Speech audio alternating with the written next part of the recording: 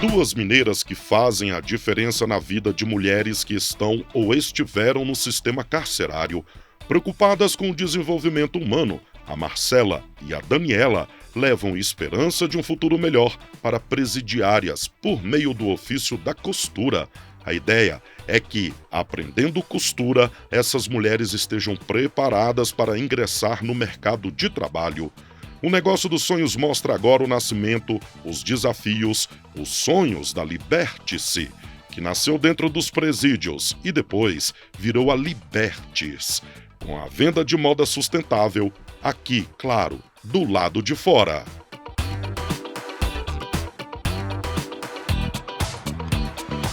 Eu sou Marcela Mafra, eu tenho 44 anos, eu tenho formação em comunicação e eu sou empreendedora social. A Liberte-se, ela é uma confecção, nasceu de um sonho que eu nunca imaginei que eu viveria, sabe? A gente trabalha com... A Liberte-se é uma empresa que trabalha com mão de obra carcerária feminina, que surgiu em 2013 no Complexo Penitenciário Feminino Estevão Pinto. A Liberte-se, ela, além de ser uma confecção, né, que capacita tecnicamente costura, ensina o ofício da costura, a Liberte-se, ela tem o poder de dar oportunidade para as mulheres em situação de cárcere. Eu sou Daniela Queiroga Léo, tenho 51 anos e hoje sou empreendedora social, mas a minha formação inicial é em pedagogia. Eu sou da área de educação, então toda a minha formação foi voltada para a educação e desenvolvimento humano. Então eu comecei na empresa como representante comercial da Liberte-se, tentando vender os produtos corporativos, né, que são os uniformes, as ecobags, enfim. Só que a Marcela tinha acabado de passar em uma curadoria da Moca, aqui em Belo Horizonte, que incentivava, né, produtores locais, uma incubadora. E aí ela falou, então tá, começa a participar das reuniões comigo, vamos ver o que vai acontecer. Então eu comecei muito devagarzinho, e depois e aí eu não era sócia ainda, né? Eu fui conhecendo. E nesse momento, a Marcela me falou que sonhava em ter uma marca própria. Que ela acreditava, porque ela começou a levar a facção de moda para as mulheres costurarem na fábrica. E o olho brilhava, porque elas ficam muito distantes do mundo, né? Então o único contato que elas tinham com moda é o chinelo, que elas podem variar, o uniforme é sempre o mesmo. E aí, quando a Marcela começou a levar a facção de moda, ela percebeu a felicidade, a alegria, a motivação para a costura, e que também são mulheres que são capazes de alcançar qualidade e produtividade em outro produto, senão uniformes, camisa polo, t-shirt. E aí, quando ela me falou dessa ideia de ter uma marca própria, foi quando eu realmente virei sócia. A marca nasceu para a gente gritar e chamar a atenção para o problema do encarceramento feminino. Né, que são mulheres que são invisíveis, elas vão presas e ficam esquecidas lá. Então, como que a gente pode falar de forma poderosa dessa causa, sem ser os clichês de frase, E aí nasce a Libertice com toda a potência, com as estampas inspiradas nos desenhos que foram feitos na aula de educação artística. E é isso. Então, aí nesse momento, eu como educadora vendo a moda como instrumento de transformação social, instrumento de comunicação, e aí eu passo a entrar mais efetivo na marca. Em 2017, em outubro, a gente lança a Libertice.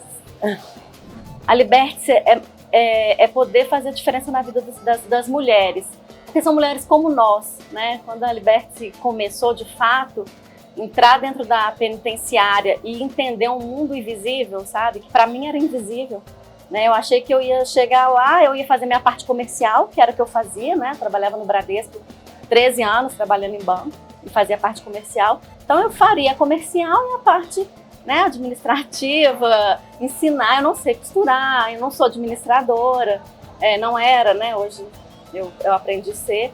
Então foi dar visibilidade para mim, Marcela, mesmo, assim, sabe? De um mundo que é um mundo hostil demais. E quando eu cheguei lá e vi aquelas mulheres, eu fiquei completamente impactada, porque são várias histórias que a gente vê por trás disso. Eu falo que hoje a costura, ela é muito pano de fundo, ela é um negócio, né? Mas por trás da costura, a gente precisa fazer toda a capacidade, a questão de desenvolvimento de cada uma delas. Porque às vezes elas vão sair de lá, quando receber o alvará de liberdade, talvez elas não vão ter oportunidade de costurar, porque o mercado não, eu já falei isso anteriormente, né? Não acolhe uma bandida, né? Porque é isso que eles veem, merece, bandido bom é bandido morto, e não é assim. Eu acredito demais na mudança das pessoas. Então, a costura, ela é o negócio, mas a questão do desenvolvimento de cada mulher, hoje é um foco super importante pra gente, assim.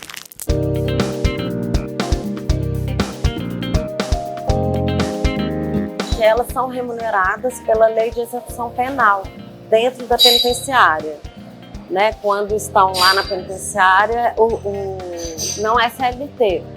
Então, são 3/4 do salário mínimo, sendo que 50% é benefício direto. Então, elas ficam com o cartão, com o dinheiro nesse cartão. 25% vai para o pecúlio, que é como se fosse uma caderneta, uma poupança.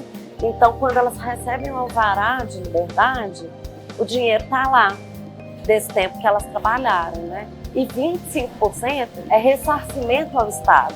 Então, de uma certa forma, elas contribuem, as mulheres que trabalham na fábrica contribuem para a sua manutenção dentro da penitenciária, né? Com esses 25%. E aí vem a bendita pandemia, né? Que não é privilégio meu ter passado por isso, né?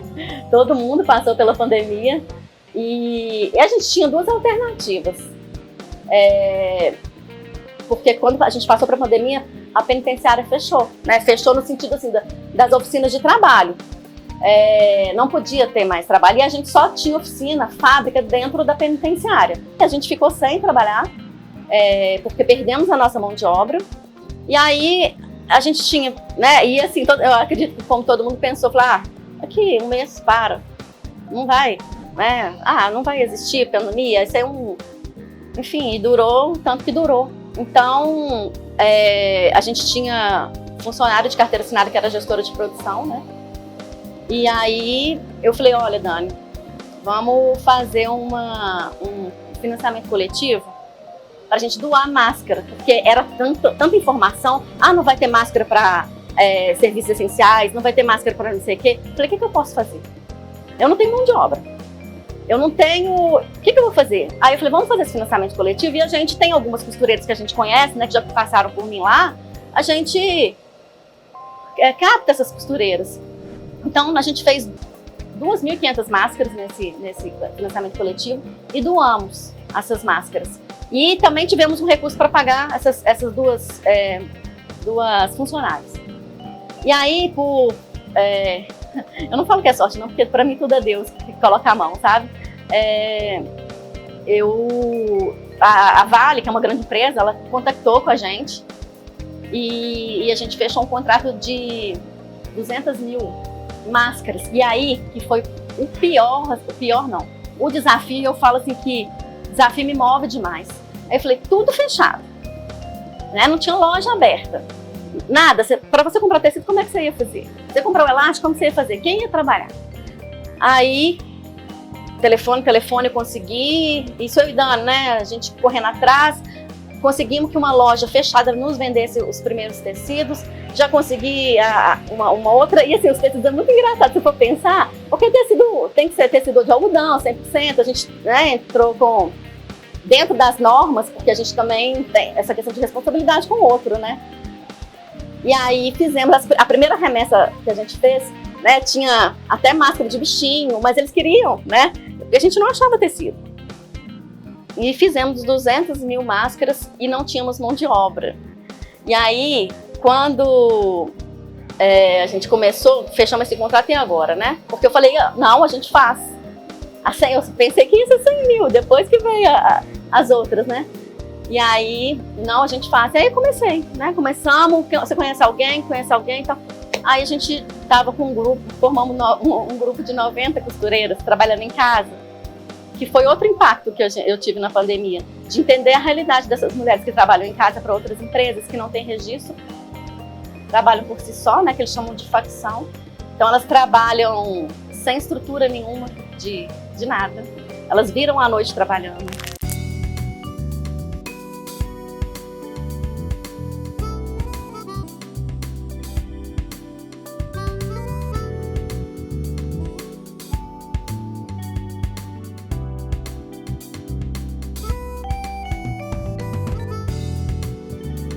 Estar aqui, né, no Mercado Novo foi uma oportunidade num momento onde estávamos em fevereiro de 2022, desse ano, estávamos desistidas aqui na praça de alimentação do mercado e aí um dos proprietários, né, de lojas aqui do mercado sentou com a gente, o Gabriel, e viu que a gente estava chateada, triste e tudo, começou a conversar. E aí a gente contou que a gente não tinha lugar, e que a gente não tinha recurso, enfim, uma série de coisas.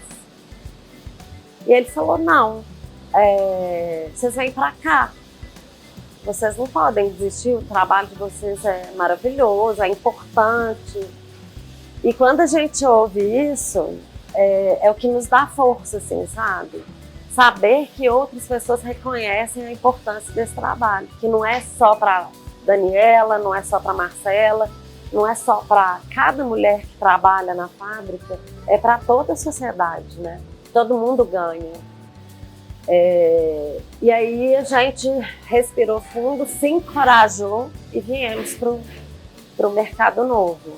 Claro que com vários apoios também, a gente teve apoio para compra de maquinário, a gente teve apoio até de mão de obra para pintura, né, da fábrica. Então, assim, e nesse momento, então, a marca ficou um pouco em stand-by,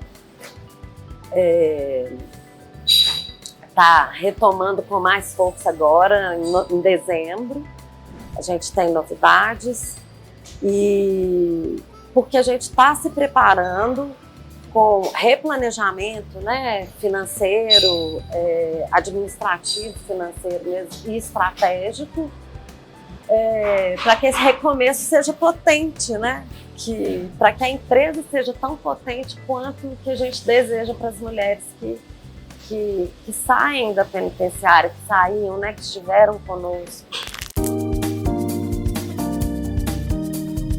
E aí a gente fez um projeto, falei, Dani, vamos fazer o seguinte, então, vamos mesclar, vamos contratar mulheres costureiras de mercado, né, que não passaram pelo sistema, juntar com as mulheres e trazer algumas, né, que já passaram por nós, ou mesmo do regime semiaberto, igual a gente tem hoje, né, para fazer isso, porque a gente precisa faturar desde o início.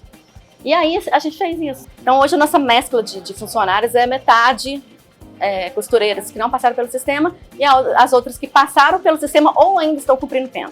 Eu e a Marcela temos esse perfil que é até interessante, assim, a gente nunca acha que está pronta. Sempre estamos aprendendo e todo o nosso processo foi construído, né? Exatamente pelo fato de não termos planejado em ter uma empresa de confecção que vai trabalhar com mão de obra carcerária ou outro. Né, a coisa aconteceu na nossa vida, então é muito pesquisa, é muito correr atrás de informações. E aí, de repente, uma confecção, aí ela tem uma marca própria. Eu não sou da moda, a Marcela não é da moda, não estudamos moda. Hoje a gente se entende pertencente à moda, sim, porque a gente faz moda e faz com propósito, né? E lançamos mão, por exemplo, a gente não faz moda da cabeça da gente. A gente tem estilista, a gente tem o estilo, a gente tem as pesquisas de estilo, né? A gente leva muito a sério tudo aquilo que a gente se propõe.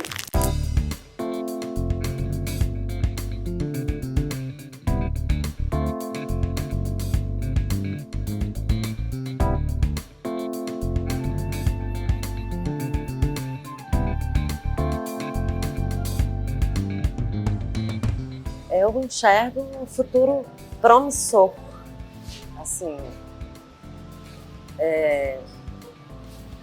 a gente está voltando com força total, né, em todos os sentidos, principalmente de preparação, né, de preparação até para ter um suporte financeiro ao nosso lado, até para ter um investidor, para ter um sócio investidor, a gente se dispõe a ter essa empresa, essa pessoa do nosso lado, porque o nosso objetivo é crescimento.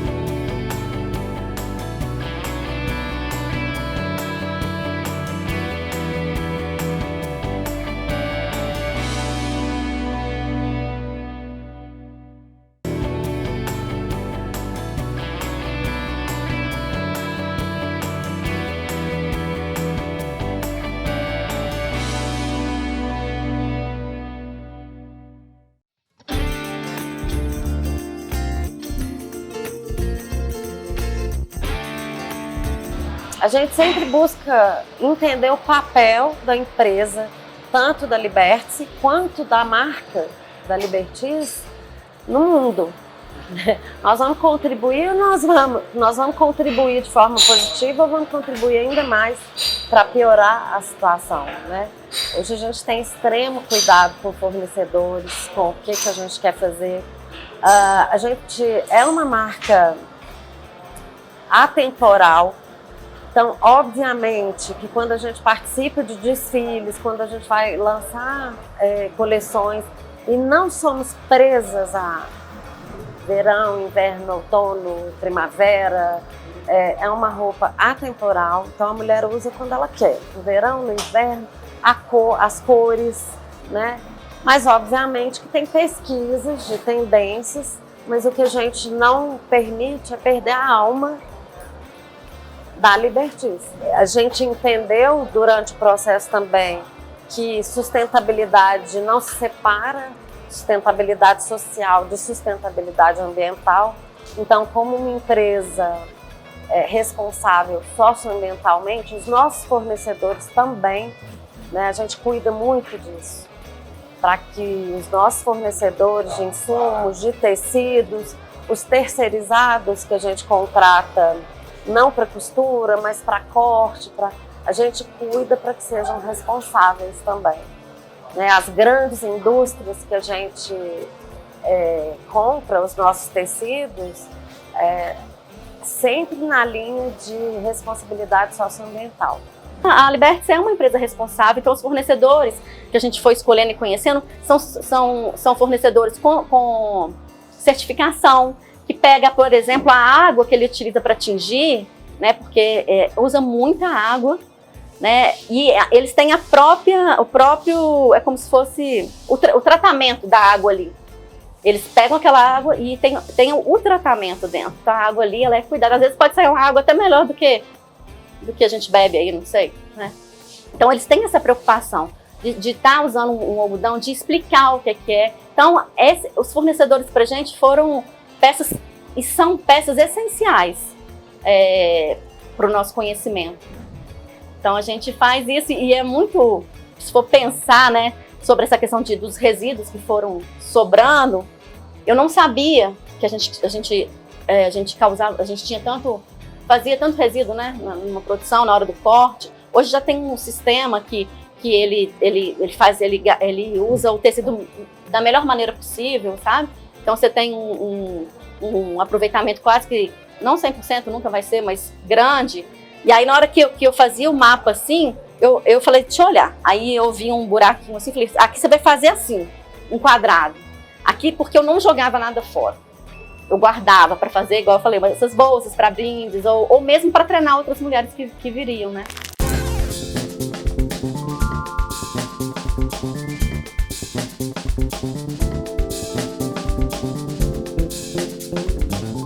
Eu entendo, vejo o maior diferencial dela exatamente por ser um negócio social que de um tempo para cá tem sido mais discutido. Tem muitos negócios sociais, né, que estão surgindo, se desenvolvendo.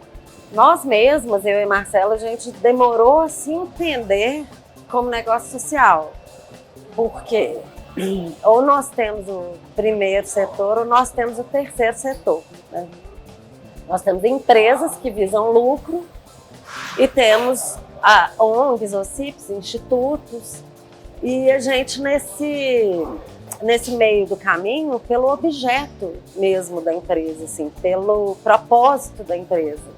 Então, ser um negócio social, a gente visa lucro, obviamente, porque a empresa ela tem que sobreviver, ela tem que lucrar para sobreviver, mas como negócio social, o lucro ele deve ser reinvestido no impacto social que ele se propõe, né?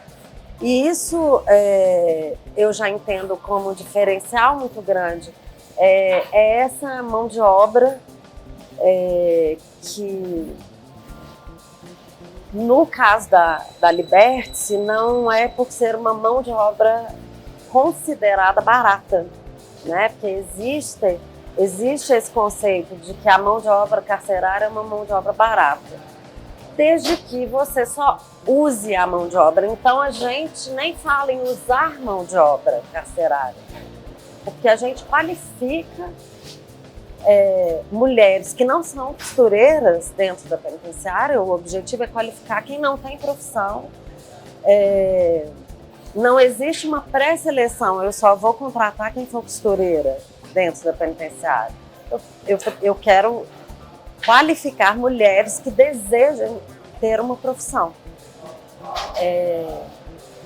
Então, além da preparação e do acompanhamento para desenvolvimento humano. Então, estudo não é barato, né? Tem custo.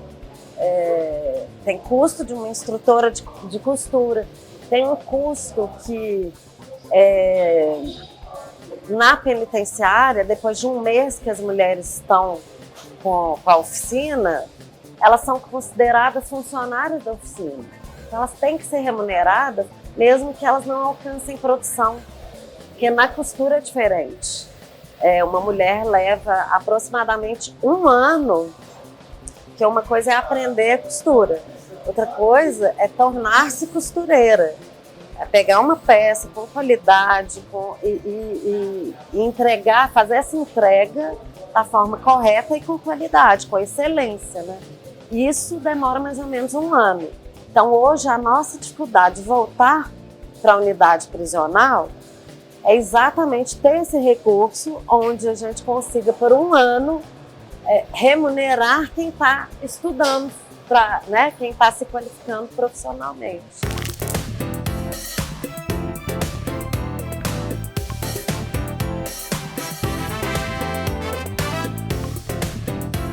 Eu fecho meus olhos assim, eu imagino estar em outras penitenciárias, em outros espaços externos, envolver empresas. Eu espero que tenha políticas públicas que beneficiem, né, isso, que seja uma coisa inclusiva mesmo, de fato, e diversa mesmo, porque a diversidade lá na penitenciária tem tudo, né? Tem todos os modelos, formatos. Então, é isso, a visão de futuro que eu tenho é estar em outros lugares. Mas eu não quero estar sozinha. A Liberty não quer estar sozinha, ela quer ter parceiros. Porque a gente sabe que sozinha a gente não consegue. Eu enxergo um futuro promissor. Assim, A gente está voltando com força total, né? Em todos os sentidos, principalmente de preparação, né? De preparação até para ter um suporte financeiro ao nosso lado, até para ter um investidor, para ter um sócio investidor. A gente se dispõe a ter essa empresa, essa pessoa do nosso lado, porque o nosso objetivo é crescimento. E a minha visão de futuro é que cada vez mais mulheres saiam da penitenciária preparadas para o mercado de trabalho.